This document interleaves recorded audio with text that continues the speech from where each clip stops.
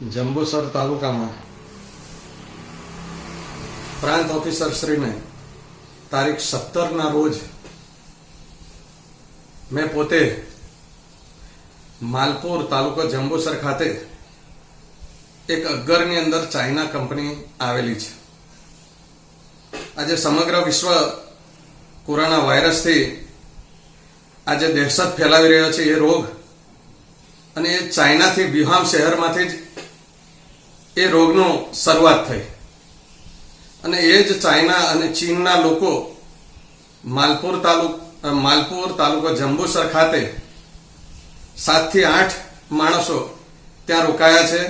જેઓનો ખોરાક કૂતરા, બિલાડા, ડુક્કર, સાપ અને અન્ય કંઈક બીજા એવા ઝેરી જાનવરો ખાય છે, અને એના લીધે જ આ કોરોના રોગ ફેલાયો છે. તો મારી સત્વરે આ સરકારને એક નમ્ર અપીલ છે.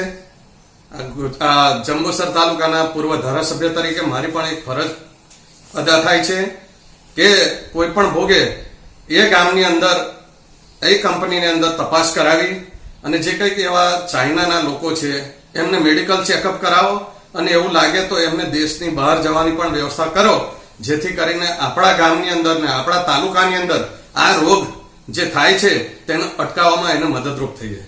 આજે મને ખબર પડી છે કે પીઆઈ કંપનીની જે મેડિકલ વાન ચાલે છે એમાંથી 60 થી 70 લોકો માલપુર ગામના ને લોકોને શરદી ખાંસીની દવા આપીને એ વાન આવી છે.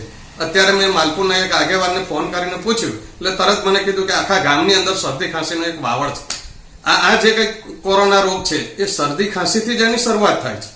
એટલે ખરેખર આ ભયંકર રોગને અટકાવવા માટે કોઈ પણ ભોગે તાકીદે આ પગલાં ભરી અને જે કોઈ કિસ્સાઓ છે એને મેડિકલ ચેકઅપ કરાવી અને એવું લાગે તો એને ઓબ્ઝર્વેશન હેઠળ રાખવા જોઈએ. અને આ જે કંઈક ફેક્ટરી છે અત્યારે બંધ હાલતમાં છે તો પછી એમનું કંઈ કામ નથી તો એમને ચીન રવાના કરવા જોઈએ. એ જ આ સરકારને મારી વિનંતી.